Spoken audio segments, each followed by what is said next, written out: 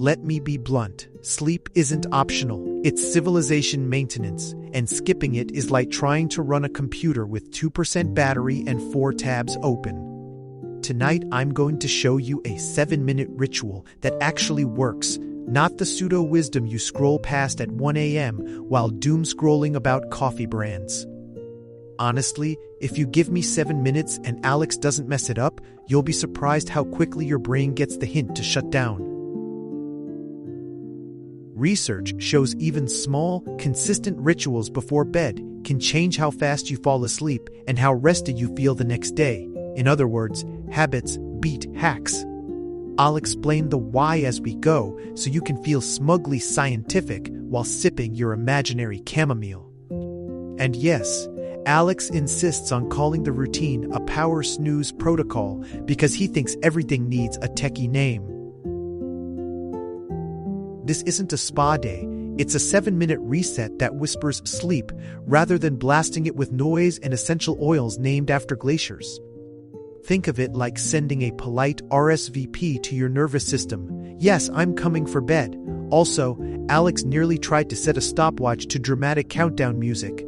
I stopped him, mercifully.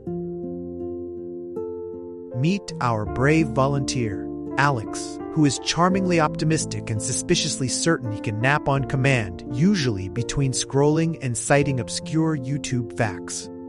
I'm narrating from the vantage of someone who has watched him inhale popcorn at midnight and then ask why his brain won't quiet. But tonight, he actually agreed to try the ritual, which is either growth or experimental comedy.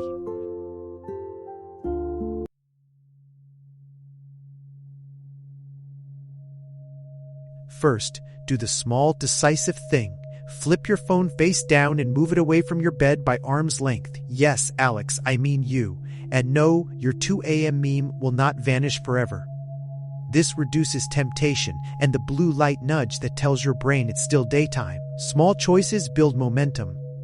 Trust me, the world will survive while you silence your digital paparazzi for 7 minutes. Dim the lights or switch to a warm bedside lamp. Science says low, warm light helps your circadian rhythm by encouraging melatonin production, which is sleep's backstage pass. Alex tried a lava lamp once, and it became a late-night disco. Please learn from his mistakes. The goal is cozy, not clubby. Think warm amber, not nightclub strobes.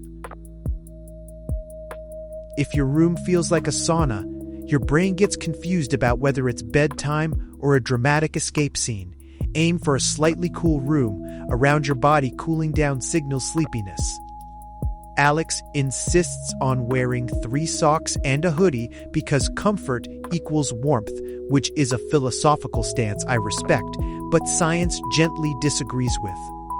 Lowering body temperature is like handing your nervous system a sleepy invitation. Make your bed inviting. Tidy sheets, a light blanket, and a pillow you actually like, not just the decorative one Alex uses as a TV remote prop. These small cues tell your brain this place equals sleep in a phenomenon called contextual cueing, which hopefully sounds fancier than it is. Keep the bed for sleep and cuddles, not emails or existential spreadsheets. Your mattress remembers.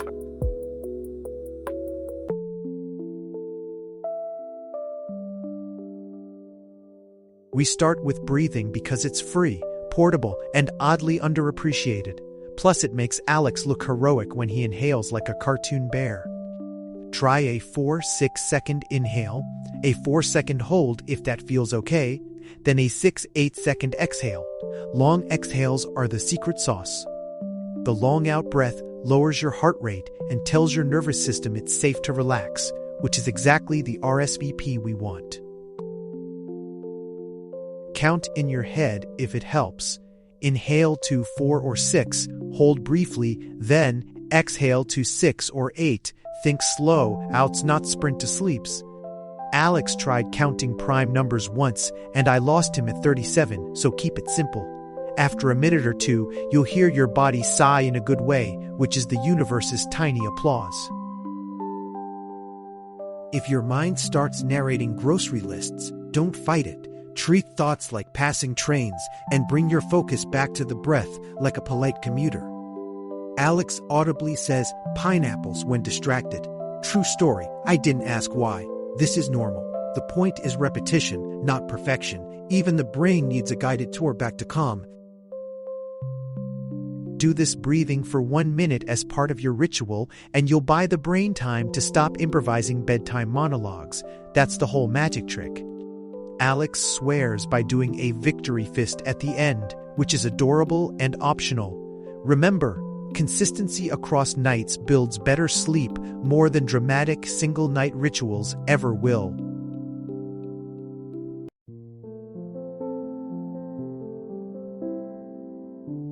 Take 90 seconds to do a worry dump.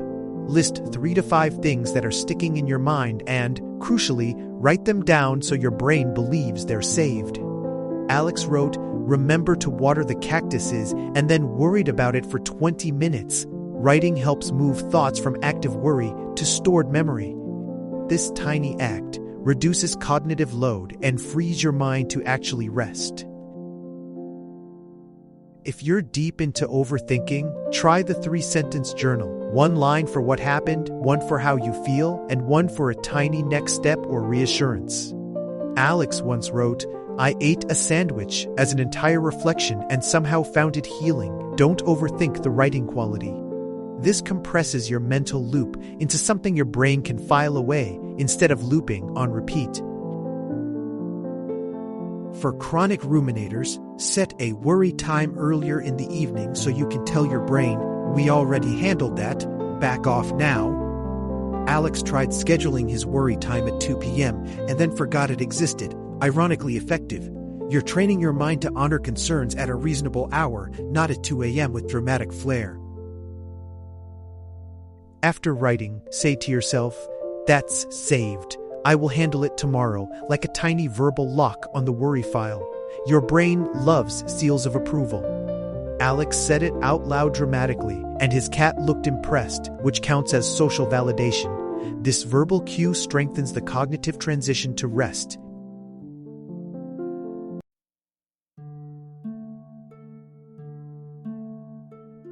Now we do a quick PMR. Tense a muscle group for 4 seconds, then release for 6 to 8, moving from feet to face. It's like deflating a tire, but for your shoulders. Alex gets dramatic and tenses his jaw like he's auditioning for a statue. Relax the jaw, Alex, you're not a monument. This flood of relaxation signals your nervous system to shift away from alert mode. Add gentle neck rolls and shoulder stretches, nothing intense, just a few slow movements to ease tension from screen posture. Alex tends to overdo it and demonstrate with wild arm flails. You can opt for subtle instead of theatrical. These stretches improve circulation and reduce the physical tension that keeps people awake. Remember, the goal is relaxation, not a workout highlight reel. End each stretch with a slow exhale and a soft smile if you like dramatic endings. Alex once tried to combine stretches with interpretive dance, which is entertaining but not particularly snooze-inducing. Keep it micro and intentional. 3 stretches, each held calmly, then let go. Quick body scan. Notice if shoulders feel lighter or jaw softer. If so, you're doing great and your nervous system is whispering finalies.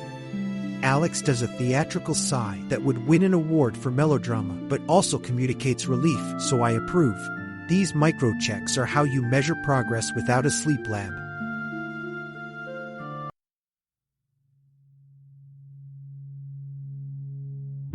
Create a small fall-asleep ritual cue, a single, repeatable action that you perform every night. For Alex, it's putting his favorite blanket across his shoulders like a tiny cape, which is adorable. The cue could be a particular stretch, a hand to the heart, or a simple whispered phrase. Consistency makes your brain associate it with sleep.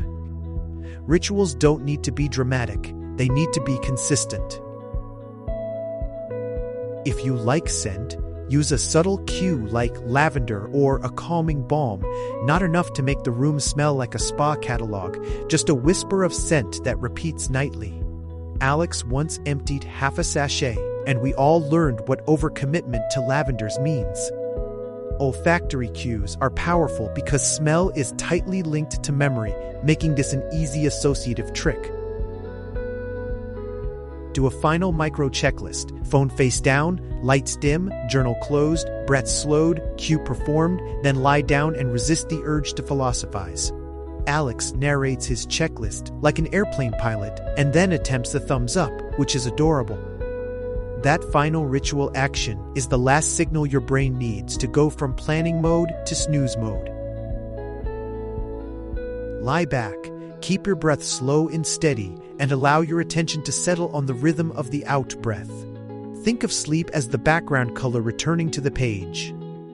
Alex hums a random tune quietly, which is not necessary but certainly charming, and I won't stop him. If you find yourself awake, just cycle through the breathing and body scan quietly. No drama, only patience.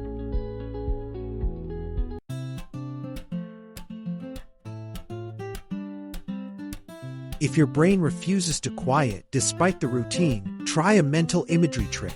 Imagine sinking into a warm bath or counting backward from 300 by threes. It's boring enough to seduce the mind into stillness. Alex suggested counting flavors of ice cream instead and then regretted every choice. Don't be him unless you want a snack-fueled mental detour. Different tricks work for different people. Experiment kindly. Late heavy meals, excess caffeine, and booze can all sabotage sleep architecture.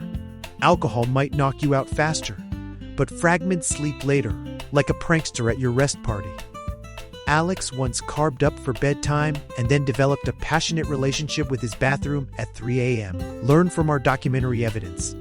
Aim for lighter dinners and a few hours gap between alcohol and lights out. The most powerful ingredient is consistency. Try to keep a similar bedtime and wake time even on weekends because your circadian rhythm appreciates routine more than surprise parties. Alex attempted to be spontaneous about sleep once and still regrets it. Spontaneity is for brunch, not circadian systems. Over a few weeks, your brain will reward you with falling asleep faster and waking up clearer. If you're trying these steps consistently for several weeks and still struggling to sleep, it's worth talking to a clinician. Insomnia can be treated, and there's no shame in getting expert help. Alex decided for a while that his sleeplessness was mystical, but then booked a consultation and learned practical tools that helped, not glamorous, but effective. Sleep is a health issue, not a personality flaw.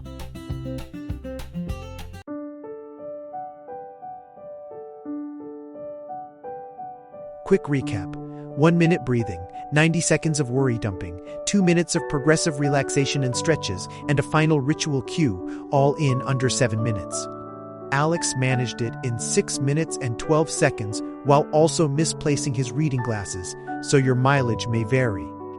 The point isn't perfection, it's a predictable sequence your brain can learn to trust. Adapt the ritual to what feels meaningful to you. Change the cue, pick a scent you love, or make a silly victory gesture like Alex does. It increases consistency. If you laugh doing it, that's fine. Emotional ease often leads to physical ease, and the goal is rest, not rigid purity. Habits that fit your life stick better than ones you hate. Alex gave the ritual a reluctant thumbs up and promised to try it again. I'm cautiously optimistic and slightly invested now, like a sleep coach who also enjoys slapstick. If he can do it between podcast tangents and midnight snack incidents, you absolutely can. Try it 5 nights in a row and then decide. The brain appreciates a commitment, especially when combined with kindness. Okay, now turn off the lights, do the ritual, and let your brain file tonight under resolved. I'll be here in the morning to hear how it went and to roast Alex's bedtime theatrics if necessary. If you fall asleep halfway through, congratulations, that's a win, not a fail. Sweet dreams, and remember, 7 minutes towards better sleep is a tiny investment with big returns.